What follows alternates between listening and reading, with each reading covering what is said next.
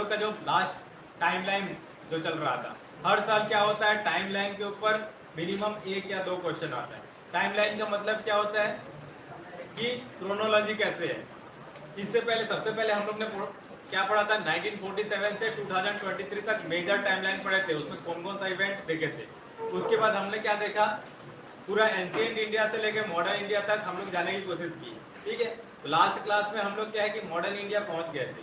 तो ये जो टाइमलाइन होता है आपके एग्जाम के लिए बहुत इंपॉर्टेंट है। और इसके बाद नेक्स्ट क्लास में जब क्वेश्चन लेके आऊंगा, ठीक है, जो इस साल एनडीए का क्वेश्चन जो आया है उसमें भी एक सवाल टाइमलाइन के ऊपर क्वेश्चन पूछा है। और ये जो टाइमलाइन आज हम लोग पढ़ेंगे, एनडीए के एग्जाम में लगभग ये टाइमलाइन आ चुका है। प्रीवियस ईयर क्वेश्चन में ये क्वेश्चन पहले से आ चुका है। ठीक है, तो हम लोग कहां से स्टार्ट कर रहे हैं आज, 1857।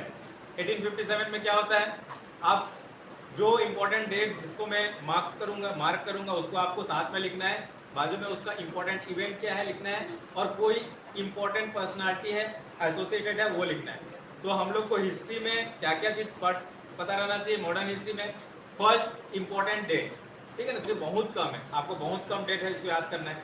सेकेंड इंपॉर्टेंट इवेंट कौन सा है, जैसे कि वर्ल्ड वॉर हो गया, ठीक है ना, जो सत्याग्रह हो गया, क्विट इंडिया मूवमेंट हो गया। थर्ड इंपॉर्टेंट चीज क्या है, कौन सा पर्सनालिटी ने उसको लीड किया, पर्सनालिटी हमको पता रहना चाहिए, जो कि मेजर डिसीजन लेते हैं और शेप ऑफ द इंडिया, जो हिस्ट्री का जो इंडिया का जो डायरेक्शन है वो चेंज होता है। ठीक है, और फोर्थ में आपको क्या पता रहना चाहिए, उन लोग का क्रोनोलॉजी पता रहना चाहिए। तो सबसे पहले क्या है 1857।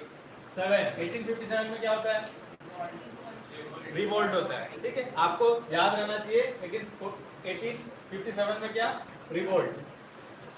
जब हम लोग इस रिवोल्ट के बारे में जब पढ़ेंगे तो इंपॉर्टेंट पर्सनालिटी हम लोग वहां पे देख लेंगे, जैसे कि अलग अलग जो जगह रहते हैं वहां पे लीडर अलग अलग रहते हैं। ठीक है ना, तात्या टोपे रहते हैं, रानी लक्ष्मीबाई रहती है, ठीक है ना, उसके बाद ठीक तात्या टोपे, रानी लक्ष्मीबाई और बहुत सारे रहते हैं। ठीक है ना, उनको पढ़ेंगे हम लोग। उसके बाद क्या होता है, ये इंपॉर्टेंट चीज, एक क्वेश्चन ये आता है, ये क्वेश्चन क्या है, सबसे पहले 1857 के बाद क्या होता है, जो ईस्ट इंडिया कंपनी को क्या करता है, ब्रिटिश गवर्नमेंट क्या करता है, एबॉलिश कर देता है।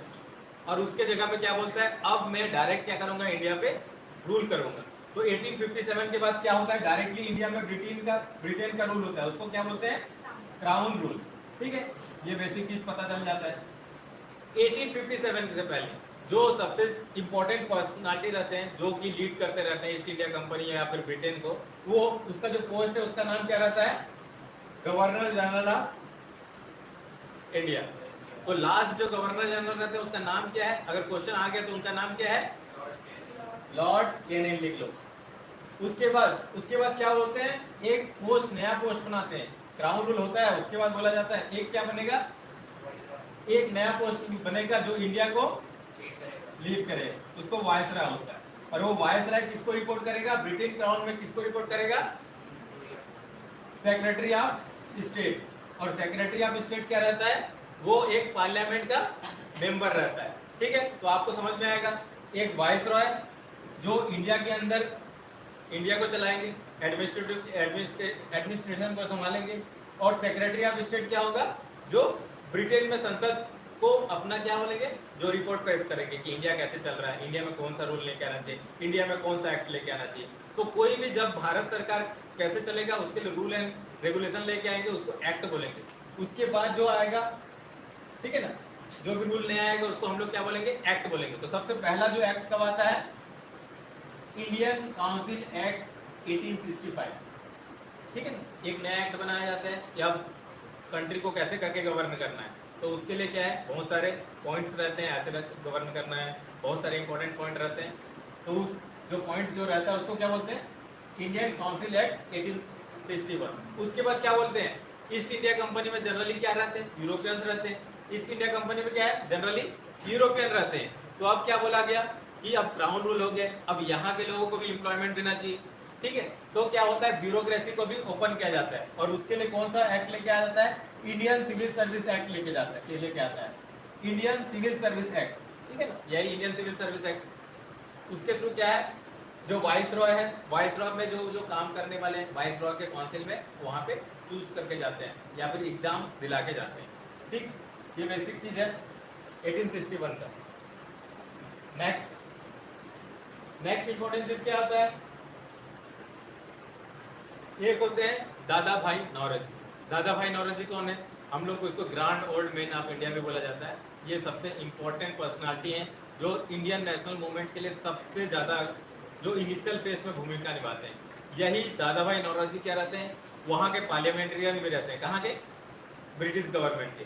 और वो ब्रिटिश गवर्नमेंट में क्या है, इंडिया का जो इंटरेस्ट है उसकी बात करते रहते हैं कि हमारे ब्रिटेन में ये चीज़ है, रूल ऑफ लॉ चलता है, इक्वालिटी दे रहे हैं, फ्रेटर्निटी दे रहे हैं, सब कुछ चल रहा है, तो इंडिया में भी मिलना चाहिए, वहाँ के लोगों को भी सेल्फ रूल का मौका मिलना चाहिए। तो वो क्या करते हैं, वो एक ऑर्गेनाइजेशन बनाते हैं। ये क्वेश्चन आ चुके हैं ऑलरेडी। तो दादा भाई नौरोजी जो ऑर्गेनाइजेशन बनाते हैं उसका नाम लिख ले रहा हो। दादा भाई नौरोजी जो ऑर्गेनाइजेशन बनाते हैं उसका नाम क्या है? East India association. ठीक है, डेट इतना जरूरी नहीं है, दो चीज इंपॉर्टेंट है, दादा भाई नौरोजी और उनका ऑर्गेनाइजेशन ईस्ट इंडिया एसोसिएशन लिख लो। ठीक है, और किसी को लगता है तो 1866 भी लिख लो। ठीक है, 1866 लिख लो। मैं जितना हो सके उतना कम डेट को याद कराने की कोशिश करता हूँ। ठीक है, नेक्स्ट एक और है जो इंडिया में नेशनलिज्म, राष्ट्रभक्ति की बात करते हैं, देशभक्ति की बात करते हैं, उस व्यक्ति का नाम क्या है? एम.जी. रनाडे। ये क्वेश्चन भी आ चुका है एनडीए में पहले। एम.जी. रनाडे ये कौन सा ऑर्गेनाइजेशन स्थापित करते हैं, कौन सा ऑर्गेनाइजेशन बनाते हैं? उसका ऑर्गेनाइजेशन का नाम है पूना सार्वजनिक सभा। इस ऑर्गेनाइजेशन को बना के क्या बोलते हैं, हम लोग को भी सेल्फ रूल करना चाहिए, हम लोग में रूल ऑफ लॉ होना चाहिए, हम लोग में भी पार्लियामेंट्री सिस्टम होना चाहिए। ठीक है ना, सब कुछ क्या है, एक सही ढंग से डेमोक्रेटिक, मतलब एक जो मॉडर्न वैल्यू है वो होना चाहिए, मॉडर्न वैल्यू के हिसाब से हमारा देश चलना चाहिए। ठीक है, तो ये तो कौन है? एम.जी. रनाडे। उन्होंने कौन सा ऑर्गेनाइजेशन बनाया है? पूना सार्वजनिक सभा। ठीक है, और उसके बाद एक और पर्सनालिटी आते हैं जो रिलीजियस रिफॉर्म करने की बात करते हैं। ठीक है, उनका नाम है स्वामी दयानंद सरस्वती। ठीक है, और वो क्या बनाते हैं? आर्य समाज। आज भी आर्य समाज बहुत ही एक्टिव है। आर्य समाज का फॉर्मेशन करके क्या करते हैं, हम लोग का सोसाइटी को रिफॉर्म करने की कोशिश करते हैं। इनके अनुसार क्या है कि हम लोग का कास्ट सिस्टम खत्म होना चाहिए। ठीक है, जो आर्य समाज वाले कास्ट सिस्टम को नहीं मानते, प्लस हम लोग में क्या है कि जो बहुत सारे जो मॉडर्न वैल्यू है वो आना चाहिए, मॉडर्न वैल्यू के आना तो चाहिए, प्लस हम लोग का जो ओल्ड जो कल्चर है उसको खत्म, उसको भी मतलब रिफॉर्म करके मतलब सही तरीके से रखना चाहिए। ठीक है, तो उनका नाम क्या है? स्वामी दयानंद। ठीक है, और क्या बनाए थे? आर्य समाज। डीएवी सुने हो स्कूल का नाम? ठीक है, इन्हीं के नाम से दयानंद एंग्लो वैदिक। ठीक है, और दयानंद का ही स्टेटमेंट था, वेदों की ओर चलो। ठीक है ना, तो हमारा जो कल्चरल हिस्ट्री है बहुत ही अच्छा है। हमको वेद के टाइम में किस टाइप का सोसाइटी बने थे, उस टाइप का सोसाइटी में हमको जाना चाहिए, उनका विचार था। ठीक, नेक्स्ट इंपॉर्टेंट चीज है कौन? पर्सनालिटी। नेक्स्ट इंपॉर्टेंट पर्सनालिटी है वो कौन है? सुरेंद्र नाथ बनर्जी। क्या नाम है? इस पर्सनालिटी को लिख लो, सुरेंद्र नाथ बनर्जी। सुरेंद्र नाथ बनर्जी, और साथ में आनंद मोहन बोस।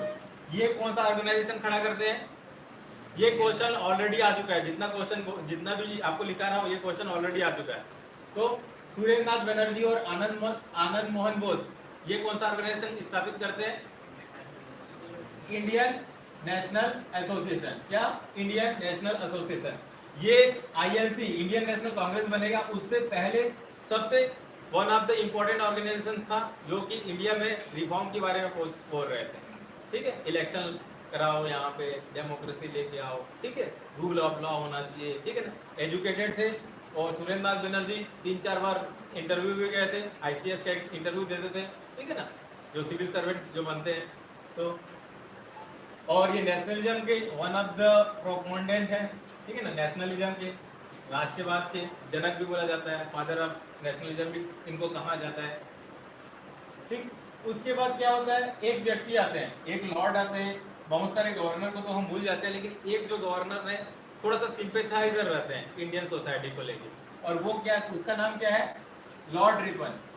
ठीक है ना, लॉर्ड रिपन वाइसराय बनते हैं 1884 में। तो लॉर्ड रिपन। और ये जो व्यक्ति हैं वो क्या करते हैं, सबसे पहली बार इंडिया में कौन सा क्या चीज की बात करते हैं, सेल्फ रूल की बात करते हैं। क्या?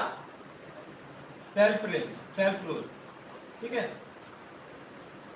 पंचायती राज जो व्यवस्था आप 1992 में हम लोग लेके आते हैं, लेकिन पहली बार कौन, उससे 100 साल पहले 100 ईयर अगो जब ये वाइस रॉय थे, वो बोलते थे हम लोग को पावर किसको देना है, ग्राउंड में देना है, लोगों को देना है। तो ये क्या है, 1890s के आसपास में ये बात कर रहे हैं कि इंडिया में क्या होना चाहिए, ग्राम स्वराज टाइप का होना चाहिए। ठीक है ना, रूल क्या होना चाहिए, सेंट्रल गवर्नमेंट में नहीं, लोगों तक पहुंचना चाहिए। ठीक है, तो इनका नाम क्या है, लॉर्ड रिपन। ठीक, नेक्स्ट जो इंपॉर्टेंट है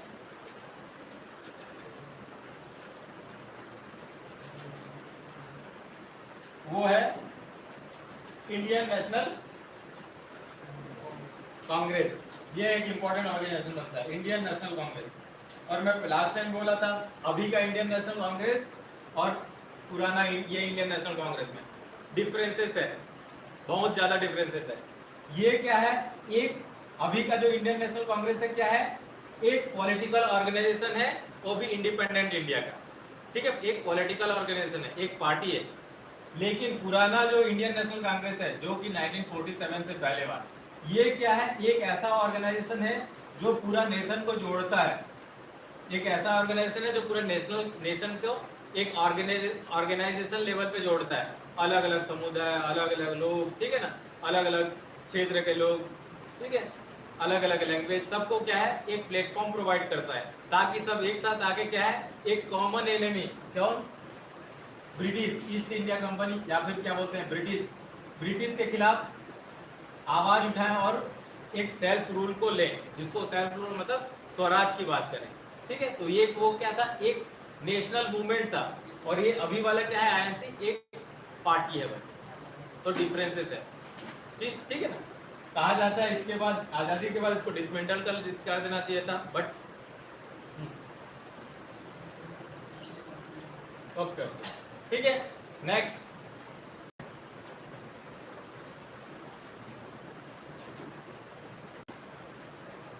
तो इंडियन नेशनल कांग्रेस कब बनता है, इसका टाइमिंग भी इंपॉर्टेंट है। इसका टाइमिंग कब है, 1885।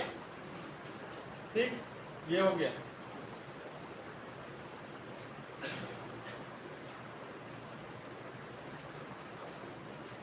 उसके बाद जो मेजर इवेंट होता है कौन सा होता है, मेजर इवेंट होता है उसके बाद 1905। कब, 1905। ये क्या होता है, बंगाल का पार्टीशन। ठीक है, नेशनल मूवमेंट स्टार्ट हो जाता है, बहुत सारे ऑर्गेनाइजेशन आ जाते हैं, आईएनसी आ गया, ईस्ट इंडियन एसोसिएशन आ गया, पूना सार्वजनिक सभा, ये सब लोग क्या बोल रहे हैं, एक नेशन बनाने की बात कर रहे हैं। ठीक है, और नेशनलिज्म का सबसे ज्यादा कहाँ पे एक्टिव था, बंगाल पे, सुरेंद्र नाथ बनर्जी हो गया। ठीक है, और बहुत सारे सब लोग कहाँ पे एक्टिव है बंगाल पे। तो बंगाल को ये एपी सेंटर है, यहीं पे सब लीडर्स निकल रहे हैं। तो क्या बोला, ब्रिटिश ने सोचा कि अगर इस नेशनल मूवमेंट को वीक करना है तो एक काम करते हैं, डिवाइड एंड रूल करते हैं। ठीक है ना, बंगाल को ईस्ट बंगाल और वेस्ट बंगाल में, ईस्ट बंगाल और वेस्ट बंगाल में डिवाइड कर देते हैं। यहाँ पे क्या है, पॉपुलेशन, मुस्लिम का पॉपुलेशन ज्यादा है, यहाँ पे हिंदू का पॉपुलेशन ज्यादा है। तो एक बार अगर दोनों सेपरेट हो जाएंगे, हिंदू और मुस्लिम, बहुत आसानी से हम लोग क्या करेंगे, और कुछ और दिनों तक हम लोग सस्टेन करेंगे, आपस में ही लड़ाई करेंगे ये। ठीक है, तो ये लोग कब करते हैं, 1905 में क्या करते हैं, बंगाल को विभाजन करने का इंपॉर्टेंट डिसीजन लेता है। और ये one of the significant decision है, जिसके कारण क्या है कि बाद में यहाँ पे क्या है कि सीट हिंदू और मुस्लिम को अलग करने का स्टार्ट होता है। उसके बाद लास्ट 1947 में टर्मिनेट होता है, छोटा छोटा चीज हो। उसके बाद नेक्स्ट जो चीज है वो कौन सा है, उसके बाद अगले साल क्या है, 1906, इसको लिखोगे। और वहां का जो आईएनसी का प्रेसिडेंट कौन बनते हैं, आईएनसी का प्रेसिडेंट बनते हैं कौन, दादा भाई नौरोजी। ठीक है, तो क्वेश्चन आ चुका है 1906 में आईएनसी का प्रेसिडेंट कौन था, दादा भाई नौरोजी। और सबसे पहले उन्होंने अपने जो विचार बोल सकते हैं या फिर अपने ऑब्जेक्टिव में बोले कि हमारा जो असली मकसद क्या है, हम लोग का नेशनल मूवमेंट का असली मकसद क्या है, स्वराज है, स्वराज। ठीक है, ये चीज इंपॉर्टेंट है। उसके बाद क्या होता है अगले साल, और एक इंपॉर्टेंट इवेंट होता है यहाँ पे 106 में। तो 106 में आपको याद करके रखना है, क्या याद करके रखना है, जो मुस्लिम लीग है उसका फॉर्मेशन भी कब होता है, 1906 में क्या होता है, मुस्लिम लीग भी आ जाता है।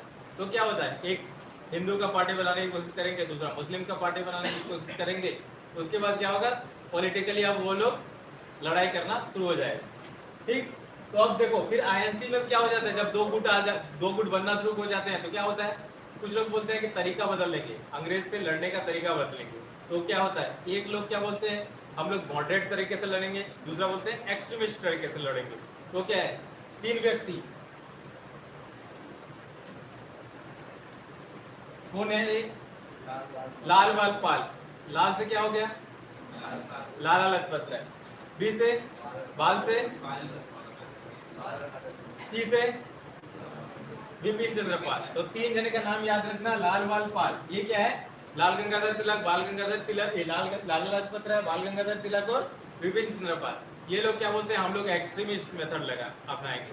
ठीक है, तो उसके कारण कांग्रेस का दो भाग हो जाता है। ठीक, नेक्स्ट इंपॉर्टेंट चीज क्या होता है, और जो कांग्रेस का दो भाग जो होता है वो कब होता है, सूरत में, सूरत का सेशन में। तो क्वेश्चन आया हुआ है कांग्रेस में स्प्लिट कब होता है, तो याद रखना 1907 सूरत में कांग्रेस बढ़ जाता है। जब कांग्रेस बढ़ जाएगा, ठीक है, तो मूवमेंट कैसे करेंगे, मूवमेंट तो स्टार्ट कर दिए रहते हैं। मूवमेंट कैसे, बंगाल का विभाजन हो जाता है, पार्टीशन हो जाता है, उसके बाद मूवमेंट स्टार्ट होता है। उस मूवमेंट का नाम क्या है, बंगाल विभाजन के बाद जो मूवमेंट स्टार्ट करते हैं उसके रिस्पांस में, उसका नाम क्या है, स्वदेशी। क्या, स्वदेशी, स्वदेशी मूवमेंट। याद करके रखना, स्वदेशी मूवमेंट कब स्टार्ट होता है, गिन के 4 मूवमेंट है, उसको याद करके रखना। पहला स्वदेशी मूवमेंट, ठीक है ना, उसके बाद क्या होगा, जो मेजर मास मूवमेंट स्टार्ट होगा, नॉन कॉपरेशन मूवमेंट, उसके बाद और नेक्स्ट जो बड़ा मास मूवमेंट होगा उससे भी ज्यादा सिविल डिसोबीडिएंट मूवमेंट, और लास्ट होगा क्विट इंडिया मूवमेंट। तो स्वदेशी मूवमेंट कब स्टार्ट होता है, आफ्टर बंगाल पार्टीशन, ठीक है ना, 1905, ये याद रखना। ठीक, नेक्स्ट कौन सा है, ठीक है, उसके बाद आपका होता है ये 105 हो गया,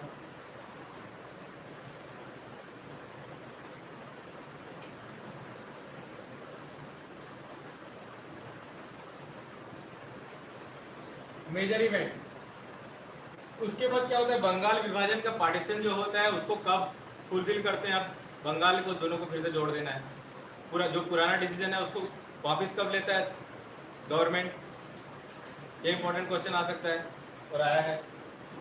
तो कब होता है, 1901 में। 1901 में कौन आता है, 1911 में कौन आता है, जिसके स्वागत में हम लोग बहुत सारा चीज करते हैं। एक उसमें से एक है राष्ट्रगान भी गाया गया रहता है वहाँ पे, और वो आने के बाद वो घोषणा करते हैं कि क्या घोषणा करते हैं, सबसे पहला घोषणा करते हैं क्या, हमारा जो पुराना कैपिटल क्या था, कलकत्ता। तो 1911 में क्या है, कलकत्ता से न्यू कैपिटल है, ये घोषणा होता है। दूसरा क्या घोषणा होता है कि जो पार्टीशन किए थे उसको हम लोग वापस कर रहे हैं, ठीक है, वो उस व्यक्ति का नाम क्या है, जॉर्ज पंचम, जो किंग था, वो आता है, ठीक है।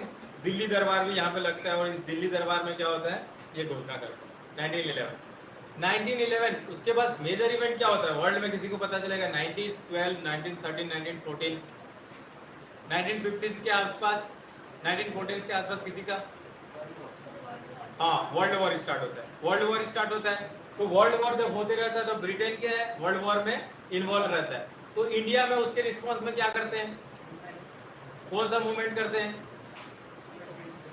क्या, वर्ल्ड वॉर फर्स्ट उधर होते रहता है, तो इंडिया में कौन सा मूवमेंट करते हैं,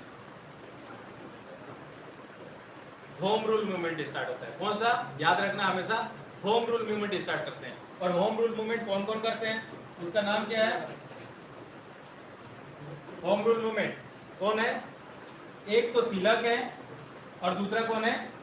एनी बेसेंट। ये याद रखना, तिलक और एनी बेसेंट दो पर्सनालिटी हमेशा याद रखना। होम रूल मूवमेंट, ठीक है ना, 1916 के आसपास स्टार्ट करना है। और वर्ल्ड वॉर कब से कब तक चलता है? 1914 से 1990। तो वर्ल्ड वॉर इधर होते रहते हैं और इंडिया में कौन क्या करते हैं? होम रूल मूवमेंट स्टार्ट करते हैं। कौन? तिलक और एनी बेसेंट। और एनी बेसेंट के बारे में और एक चीज इंपॉर्टेंट चीज याद करके रखना है। क्या इंपॉर्टेंट चीज क्या करके याद करना है? कि ये फर्स्ट फीमेल लेडी होती है। क्या? फर्स्ट लेडी होती है जो आईएनसी की क्या बनती है? प्रेसिडेंट बनती है। पहला वुमेन प्रेसिडेंट ऑफ आईएनसी का भी बोला जाए तो क्या लोगे? Annie Besant. ठीक है, आईएनसी का पहला प्रेसिडेंट कोई बनती है वुमेन प्रेसिडेंट, तो एनी बेसेंट। ये याद करके रखना है, ठीक है ना, ये आ भी चुका है। और 1914 में और मेजर इवेंट कौन सा होता है जिसके बाद पूरा इंडियन मूवमेंट चेंज हो जाता है? मोहनदास करमचंद गांधी का एंट्री होता है। ठीक है, 1914 के एंड में बोल सकते हो मोहनदास करमचंद गांधी इंडिया में रिटर्न आते हैं। कहाँ से आते हैं? साउथ अफ्रीका से आते हैं। और आने के बाद यहाँ पे क्या करते हैं? सबसे पहले वो जाके मिलते हैं किससे?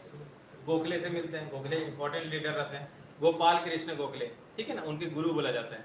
गोखले से मिलते हैं, बोलते हैं कि मुझे पॉलिटिक्स करना है, ठीक है ना। गोखले बोलते हैं ठीक है करो, इसमें क्या है। तो बोलते हैं, फिर गांधी जी बोलते हैं तो मैं पॉलिटिक्स स्टार्ट कैसे करूं? तो गोखले दो एडवाइस देता है। पहला एडवाइस देता है कि पॉलिटिक्स में आने से पहले पूरा इंडिया को एक बार घूमो, देखो इंडिया के लोग कैसे हैं, क्या सोचते हैं, कहाँ पे स्टेटस है, ठीक है। और दूसरा चीज बोले रहता है, क्या बोले रहता है कि उस पार्टी को ज्वाइन करना जिसमें उस पार्टी को तुम्हारा जरूरत है, ठीक है। उस पार्टी को ज्वाइन करना जिसमें उस पार्टी को तुम्हारे विचार, तुम्हारे मेथड की जरूरत है, ठीक है। ये दो इंपॉर्टेंट एडवाइस कौन देता है? गोपाल कृष्ण गोखले। किसको? मोहनदास करमचंद गांधी को। इसलिए क्या कहा जाता है उनको? गोपाल कृष्ण गोखले जी को गांधी जी का पॉलिटिकल गुरु बोला जाता है, ठीक है। नेक्स्ट, जब वो आएंगे इंडिया तो क्या करेंगे? कुछ एक्सपेरिमेंट करेंगे। क्या? कुछ एक्सपेरिमेंट करेंगे। और सबसे पहला एक्सपेरिमेंट जो करते हैं उसको क्या बोला जाता है? उसको बोलते हैं चंपारण सत्याग्रह। क्या बोला जाता है?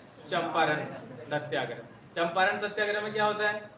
सबसे पहले गांधी जी को बुलाते हैं, गांधी जी पहले घूमते हैं, उसके बाद गांधी जी को बुलाया जाता है। ये एक लॉयर है साउथ अफ्रीका में, बहुत अच्छा काम, बड़े परेशान हो जाते हैं क्योंकि वहाँ पे नील की खेती होती है, ठीक है ना, इंडिगो का फार्मिंग होता है, ठीक है। और इंडिगो का क्या है, प्रोडक्शन का कोई वैल्यू नहीं रहता है क्योंकि सिंथेटिक जो केमिकल के थ्रू इंडिगो बनाना जर्मनी वाले स्टार्ट कर दिए।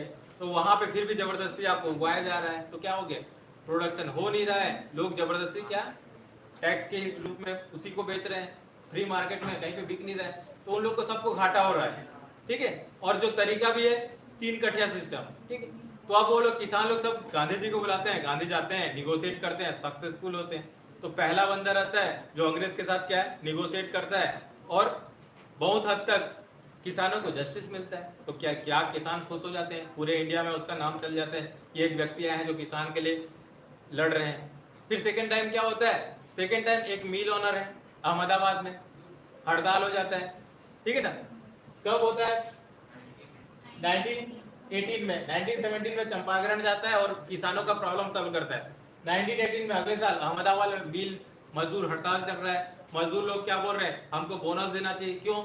ड्रॉट हो गया है, ठीक है ना, ड्रॉट हो गया है, खाने पीने का कुछ नहीं है, फिर प्लस प्लेग भी फैला हुआ है, महामारी भी फैला हुआ है। तो वहां का जो ऑनर है वो बोलता है कि नहीं मिलेगा, नहीं मिलेगा। फिर क्या होता है? गांधी जाते हैं वहां पे, स्ट्राइक करते हैं, हड़ताल करते हैं, और उसके बाद फिर ऑनर्स जो क्या बोलते हैं, जो मालिक हैं, उन लोग के साथ निगोशिएट करते हैं। अब क्या हो गया?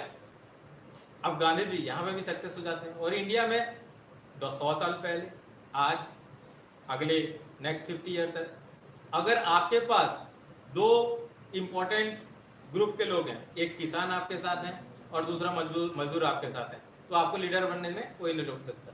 तो 2 उनके साथ हैं, समझ जाओ, दोनों ट्रस्ट कर रहे हैं। जब वो ट्रस्ट कर रहे हैं तो क्या हुआ? गांधी जी जो बोलेंगे वो करने के लिए रेडी हो जाते हैं। तो वो क्या करते हैं? लोगों को, कॉमन आदमी लोगों को क्या है, अपने आंदोलन में लेके आ जाते हैं। तो तो आपको याद रखना पड़ेगा इस बार के भी एग्जाम में, इस बार के एनडीए के एग्जाम में कौन सा क्वेश्चन है, गांधी जी आते हैं तो सबसे पहले कहाँ जाते हैं, ठीक है ना, सबसे पहला उनका एक्सपेरिमेंट क्या रहता है, फिर सबसे पहला इवेंट क्या रहता है। चंपारण एक ऑप्शन था, उसके बाद आपका अहमदाबाद ऑप्शन था, उसके बाद एक था कि लखनऊ पैक्ट में शामिल होते हैं क्या, ठीक है।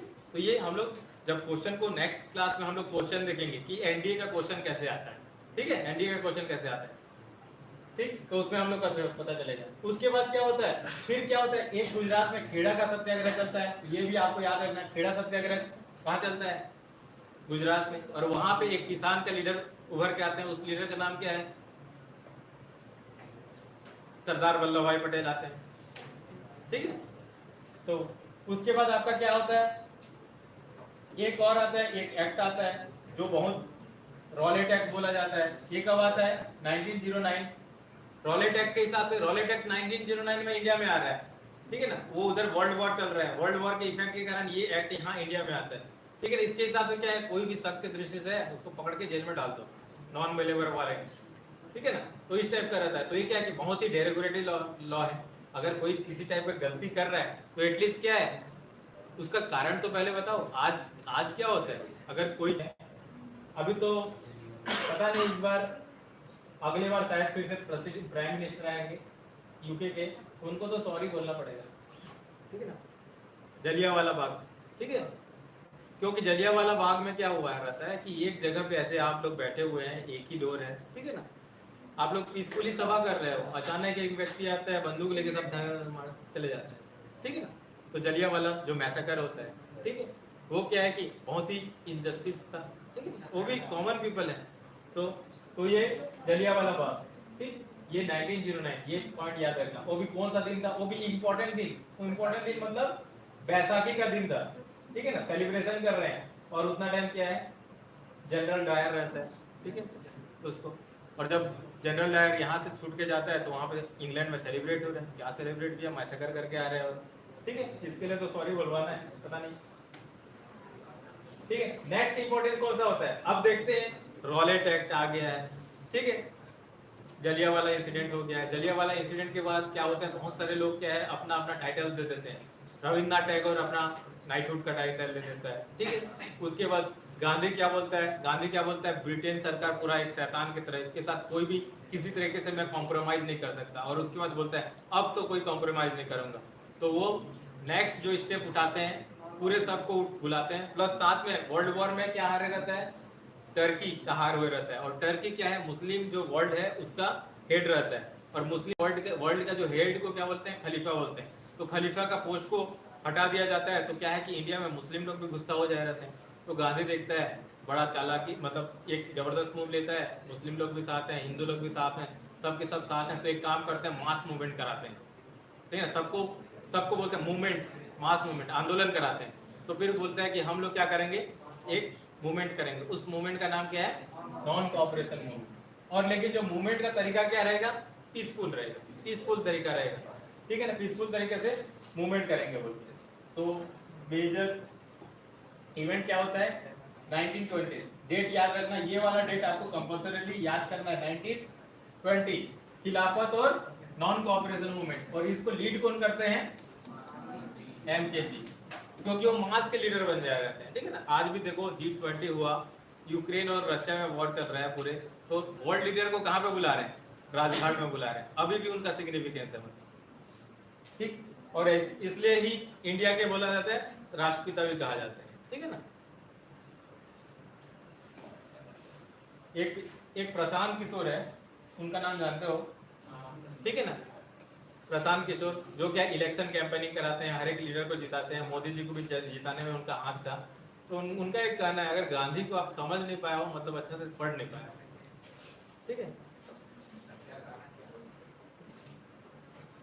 और वो उतना टाइम जो बातें करते हैं ना, अभी भी मतलब बड़ा व्यवहारिक टाइप का लगता है। वो बोले रहते हैं आफ्टर इंडिपेंडेंस आपको लैंग्वेज के आधार पे स्टेट बांट दो, इतना हेजिटेट करते रहता है जवाहरलाल नेहरू जी और बाकी सब, अगर लैंग्वेज के हिसाब से बांटेंगे तो देश बढ़ जाएगा। आज देखो लैंग्वेज को, डाइवर्सिटी को सेलिब्रेट कर रहे हैं। नेक्स्ट इंपॉर्टेंट चीज है, हाँ उसके बाद क्या होता है, ये जो इतना बड़ा मूवमेंट है वो क्या है, एंड होता है 1992 में चोरा चोरी इंसिडेंट। इसमें क्या होता है, गांधी जी पहले ही बोले रहते हैं वायलेंस आपको नहीं करना है, तो वहां पे बट क्या हो जाता है, वहां के पुलिस स्टेशन को वहां के लोग जला देते हैं, ठीक है, जला देते हैं। तो उसके बाद क्या होता है, एक बार आप देखो एडमिनिस्ट्रेशन बहुत पावरफुल है, उसके पास बंदूक है, वेपन है, हर चीज है। गांधी क्यों सक्सेस होता है, एडमिनिस्ट्रेशन के पास सब कुछ है, बंदूक है, आर्मी है, पुलिस है, सब कुछ है, ठीक है। गांधी बोलता है अगर, तो इसी कारण आपको पीसफुल तरीके से प्रोटेस्ट करने के लिए बोलता है, क्योंकि अगर आप एक बार उनके ऊपर हथियार उसके ऊपर उठाओगे, तो उसके पास तो बंदूक है, प्लेन है, आर्मी है, तुरंत क्या है, कुचल देगा। वो बोला कि नॉन वायलेंस बेस्ट तरीका है हम लोग को प्रोटेस्ट करने का। अगर वही है कि आप नॉन वायलेंट तरीके से रहोगे तो उन लोग को क्या बोलेगा, और वो और गजब का आदमी है, ठीक है ना, प्रोटेस्ट भी करते रहता है, पुलिस स्टेशन के सामने बोलते हैं ईश्वर अल्लाह तेरा नाम सबका संपत्ति, मतलब आपको बुद्धि दे भगवान, ठीक है ना, कि आप सही डिसीजन लो, ऐसे करके मंत्र भी, मतलब वो करते रहता है, ठीक है। जब प्रोटेस्ट करता है, अंग्रेज लोग रहते हैं, तो वहां पे जाके उन लोग के सामने बोलते हैं कि आपको ये डिसीजन लेना चाहिए। और सत्याग्रह का मतलब क्या बोल रहा है, कि सत्य का आग्रह क्या बोल रहा है, सत्याग्रह का मतलब क्या बोल रहा है, वो चलो हम दोनों बात करते हैं और कोई सॉल्यूशन निकालते हैं। सत्याग्रह का मतलब सत्य बोलना नहीं, सत्याग्रह का मतलब यहाँ पे पॉलिटिक्स टर्म में क्या है, कि हम दोनों डिबेट करते हैं और लेट्स सॉल्यूशन निकालते हैं, उसका मतलब ये था, ठीक। नेक्स्ट कौन सा इवेंट होता है, उसके बाद क्या होता है, चोरा चोरी इंसिडेंट के बाद क्या हो जाते हैं, गांधी जी भी बोलते हैं, ठीक है ना, जितने लोग आए रहते हैं, सुभाष चंद्र बोस एकदम पूरा आईएएस छोड़ के आगे, मैं तो इंडियन नेशनल मूवमेंट अभी तो आजाद कराऊंगा, नेहरू आ गए हैं, ठीक है ना, एकदम बहुत, सीआर दास आ गया है, भगत सिंह वगैरह, मतलब भगत सिंह भी एकदम बहुत ज्यादा, हाँ आजाद होगा। बट क्या हो जाता है, लोगों को क्या हो जाता है, चोरा चोरी इंसिडेंट के बाद क्या होता है, गांधी जी पूरा अचानक छोड़ देते हैं, तो क्या बोल जाते हैं कि ये क्या हो गया, हम लोग ने तो ऐसा सोच के आया था, और गांधी जी खुद ही बैक सीट में चले गए। वो लोग क्या हो जाते हैं, कुछ लोग क्या हो जाते हैं, रिवोल्यूशनरी बन जाते हैं। भगत सिंह एकदम बोल जाते हैं कि हम लोग को नहीं, पीसफुल तरीके से नहीं, हम लोग को बंदूक उठाना ही पड़ेगा। चंद्रशेखर आजाद आ जाते हैं, बोलते हैं हम लोग को भी ये चीज करना पड़ेगा, ठीक है। तो ये चीज इंसिडेंट होता है। और दूसरा क्या होता है, एक फेज चलता है, जिस फेज को बोलते हैं रिवोल्यूशनरी फेज चलता है। तो उसके बाद क्या होता है कि इंडिया कैसे करके रूल चल रहा है, तो इंडिया कैसे करके रूल चल रहा है, उसको देखने के लिए क्या है, एक कमेटी का गठन होता है, ठीक है। तो ये कमेटी आपको हमेशा याद करके रखना है। इस कमेटी का नाम क्या है, 1927 में इस कमेटी का नाम साइमन कमीशन। ये साइमन कमीशन देखने आता है। हम लोग ने तो गवर्नमेंट ऑफ इंडिया 1919 बनाया था, जिसमें इलेक्शन का भी प्रावधान है, ऐसे चल रहा है, ठीक है। तो वो देखने के लिए आता है कि हाँ देश उसके हिसाब से चल रहा है कि नहीं। तो साइमन कमीशन, बट क्या है कि साइमन कमीशन का हम लोग भी विरोध करते हैं। आप लोग देश चला रहे हो, कमेटी भी आपका है, पार्शियलिटी, ठीक है ना, यहाँ के लोग कौन होंगे, ठीक है ना। तो यहाँ पे एटलीस्ट यहाँ के भी तो कुछ होना चाहिए, तभी तो सब पक्ष का जो है ना अलग अलग जो व्यू है तब जाएगा, ठीक है। तो इसलिए हम लोग विरोध करते हैं, गो बैक साइमन कमीशन चलते रहता है, ठीक है ना।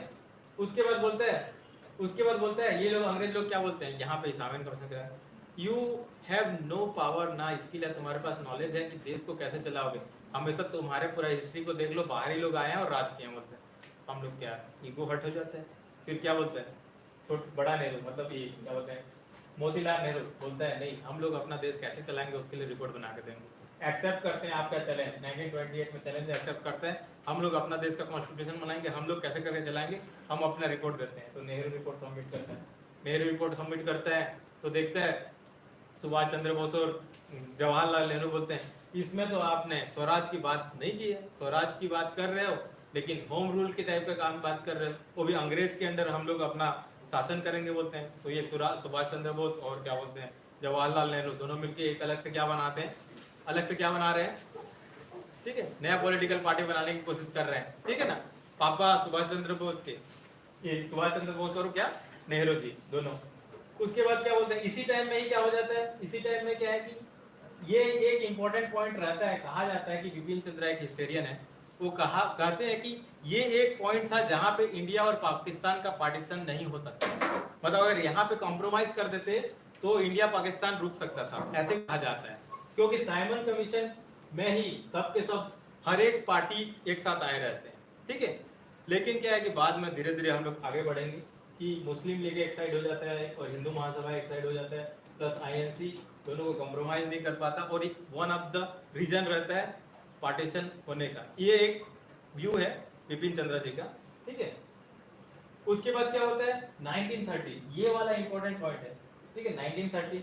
आफ्टर क्या होता है, आफ्टर 1920 में नॉन कॉपरेशन मूवमेंट, ठीक है ना, स्टार्ट करते हैं। चोरा चोरी इंसिडेंट होने के बाद क्या हो जाता है, उसको खत्म कर देते हैं। और वो क्या बोलते हैं, नहीं अब मैं क्या करूंगा, सोशल कुछ कॉज के लिए काम करूंगा, एक आश्रम बनाते हैं, ठीक है ना, उसमें काम करते रहते हैं अपना रोल, मैं पॉलिटिक्स से हट जाता हूँ बोल के, ठीक है ना। उसके बाद क्या हो जाता है फिर 1929 में फिर क्या है, हम लोग को जरूरत पड़ती है, ठीक है ना, तो गांधी जी के पास फिर से जाते हैं कि हमको एक और मूवमेंट कराना है, ठीक है, बहुत बड़ा मूवमेंट कराना है। तो गांधी जी बोलते हैं तो मूवमेंट तो कराना ठीक है, लेकिन किस टाइप से कराएंगे।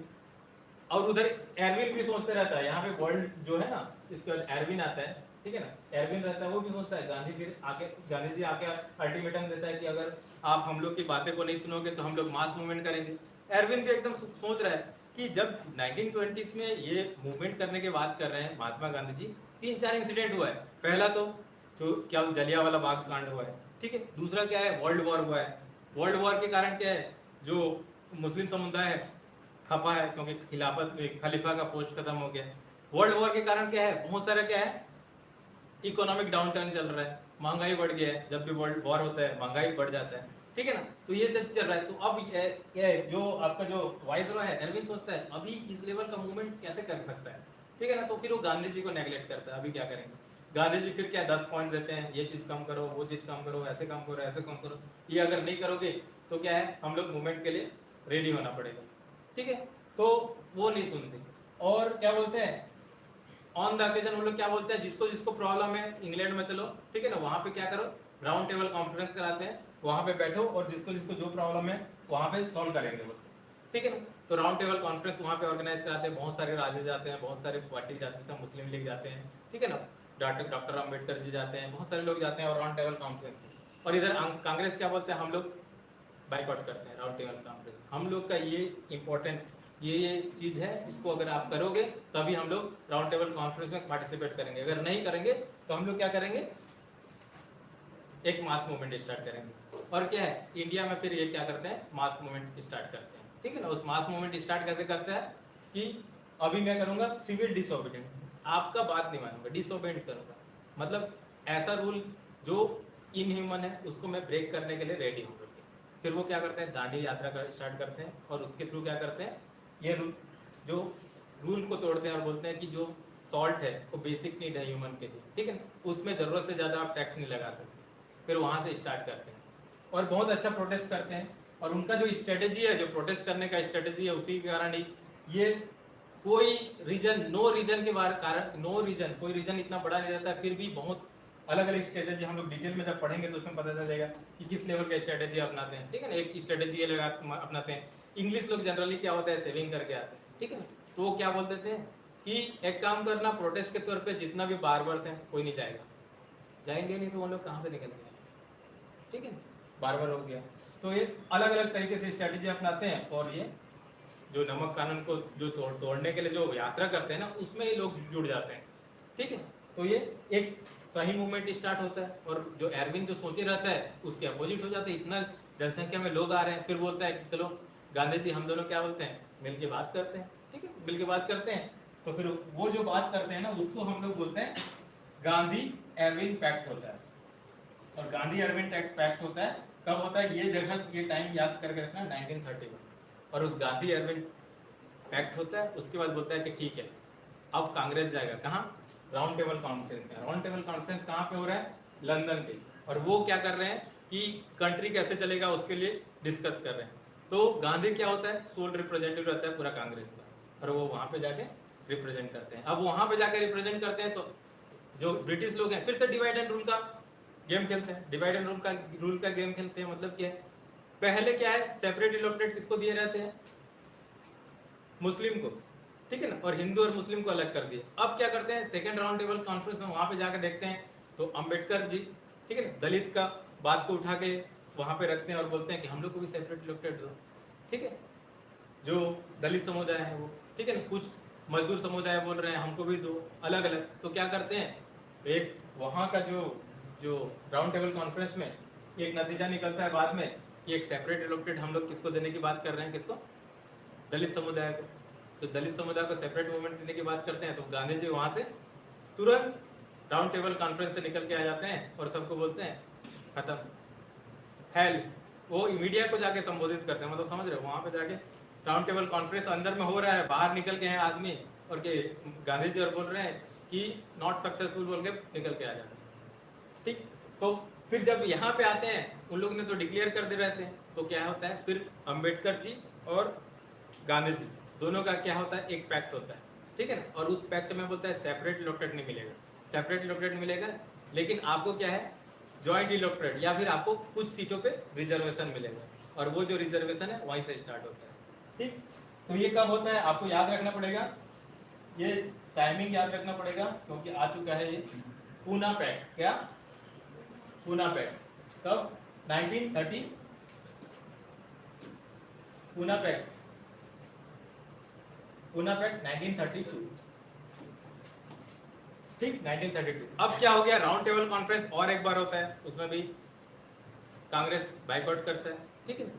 लेकिन क्या होता है अब राउंड टेबल कॉन्फ्रेंस में जितना भी डिस्कस हुए रहते हैं, जितना भी डिबेट हुए रहते हैं, ठीक है ना, उसको क्या करता है एक व्हाइट पेपर बनाते हैं और क्या एक एक्ट के थ्रू भारत सरकार एक्ट या फिर गवर्नमेंट ऑफ इंडिया एक्ट 1935 बना के भेजते हैं। क्या गवर्नमेंट ऑफ इंडिया एक्ट 1935 बना के भेजते हैं। और अब बोला जाएगा कि देश कैसे चलेगा, गवर्नमेंट ऑफ इंडिया एक्ट 1935। और ये बहुत कॉम्प्रिहेंसिव डॉक्यूमेंट रहता है। इवन आफ्टर हम लोग जब कॉन्स्टिट्यूशन को अपनाते हैं तो जो हम लोग का जो एडमिनिस्ट्रेटिव स्ट्रक्चर है जितना भी है मोस्टली क्या है 1935 एक्ट के हिसाब से। अगर आज आपका 40% के आसपास भी अगर अभी कॉन्स्टिट्यूशन का एडमिनिस्ट्रेटिव स्ट्रक्चर को देखोगे तो गवर्नमेंट ऑफ इंडिया एक्ट 1935 के हिसाब से ही।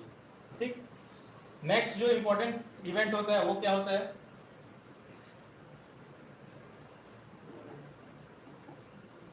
उसके बाद आपका स्टार्ट होता है वर्ल्ड वॉर सेकेंड, ठीक है ना। 1935 के बाद एक चीज होता है, 1935 के बाद क्या बोला था एक इलेक्शन होगा, इलेक्शन में सब लोग पार्टिसिपेट करेंगे। तो 1937 में इलेक्शन होता है, 1937 में जब इलेक्शन होता है तो मुस्लिम लीग भी पार्टिसिपेट करता है और आईएनसी भी पार्टिसिपेट करता है। जब पूरे जगह पे इलेक्शन होता है तो आईएनसी हर जगह पे आगे बढ़ जाता है, मतलब सबसे ज्यादा सीट लेके आता है। जब आईएनसी सबसे ज्यादा सीट लेके आता है पॉलिटिकली तो क्या है मुस्लिम लीग को क्या है इनसिक्योरिटी महसूस होती है, ठीक है ना। वो सोचे रहता है मुस्लिम लीग क्या सोच रहा है, हम तो पूरे मुस्लिम का इंटरेस्ट की बातें कर रहे हैं और मुस्लिम लोग हमको सपोर्ट नहीं कर रहे हैं। तो क्या है वो फिर मुस्लिम लीग थोड़ा सा क्या हो जाता है वायलेंट हो जाता है, ठीक है ना, थोड़ा सा कम्युनल हो जाता है, ठीक है, थोड़ा सा नहीं अच्छे से कम्युनल हो जाता है। तो क्या हो जाता है फिर क्या हो जाता है धीरे धीरे 1940s में क्या हो जाता है एक जो ऑक्सफोर्ड का एक जो स्कॉलर रहता है वो और इकबाल जी, ठीक है ना, जो सारे जहाँ से अच्छा लिखे हैं ना, वो लोग भी प्रोपोगेट करते हैं एक मुस्लिम का अलग से स्थान होना चाहिए, पाकिस्तान का जन्म होता है, ठीक है। और उन लोग प्रोपोगेट स्टार्ट कर देते हैं मुस्लिम लीग वाले, ठीक है। 1940s के आसपास ये स्टार्ट हो जाता है, उधर पैरेलल स्टार्ट हो जाता है। और 1940 के आसपास ही इधर क्या स्टार्ट हो जाता है 1939 में क्या स्टार्ट हो जाता है वर्ल्ड वॉर सेकेंड। तो आप लोग लिख ले रहे हो वर्ल्ड वॉर सेकेंड स्टार्ट कब हो जाता है 1939, एंड कब होता है 1945, ठीक है।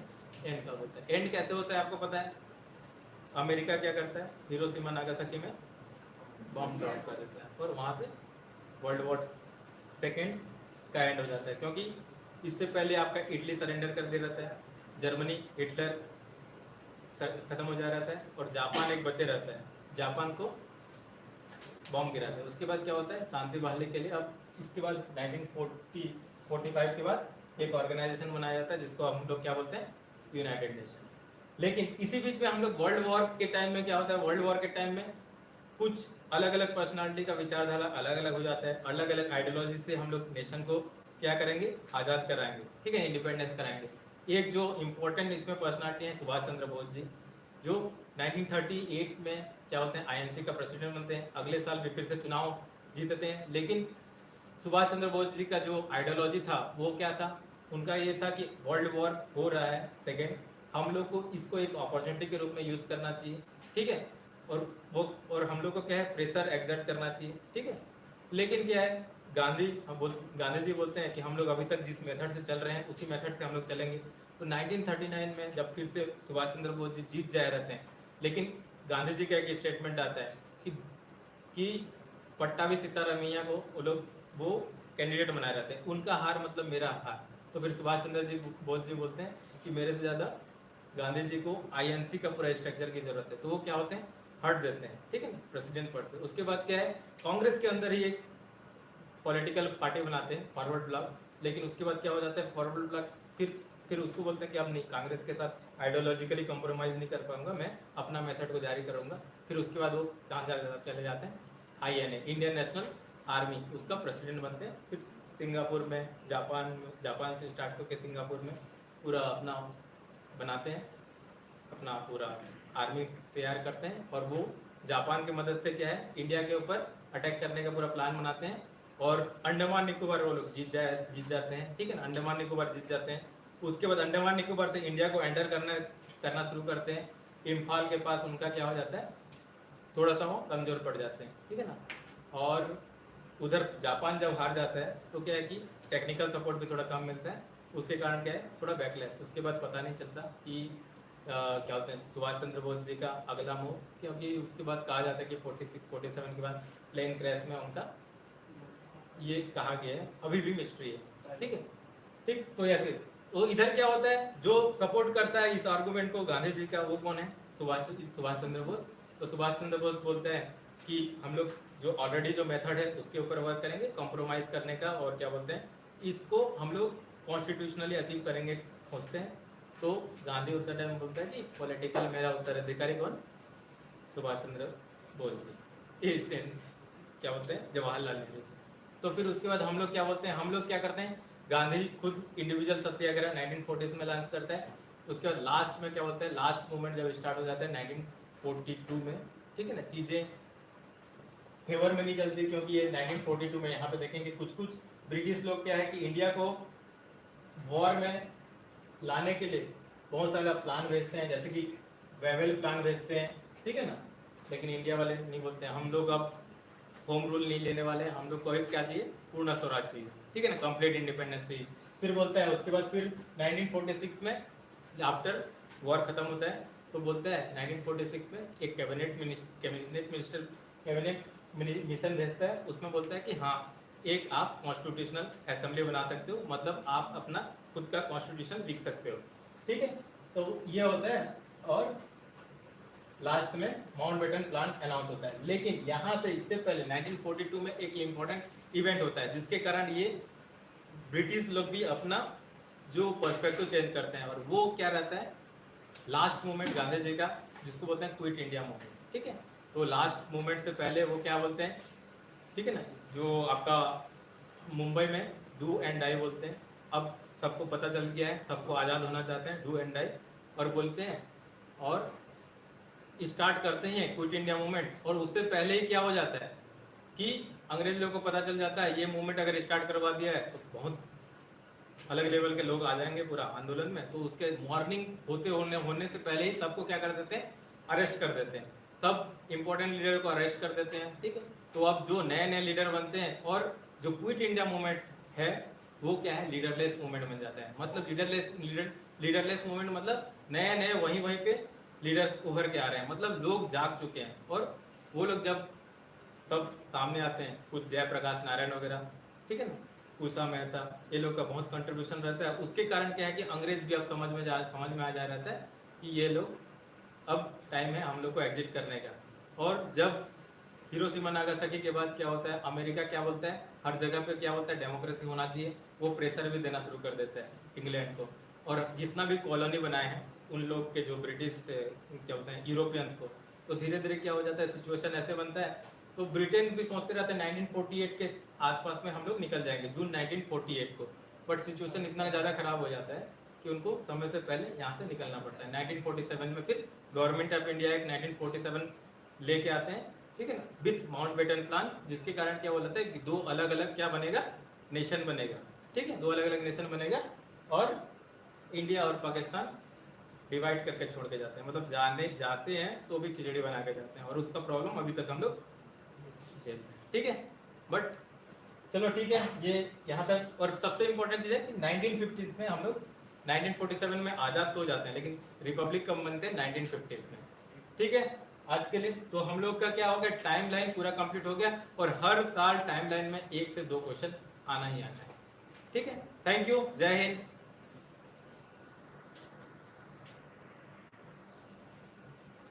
Very good. तुम लोग समझ में आया क्या क्या बताया सर ने? क्या समझ में आया?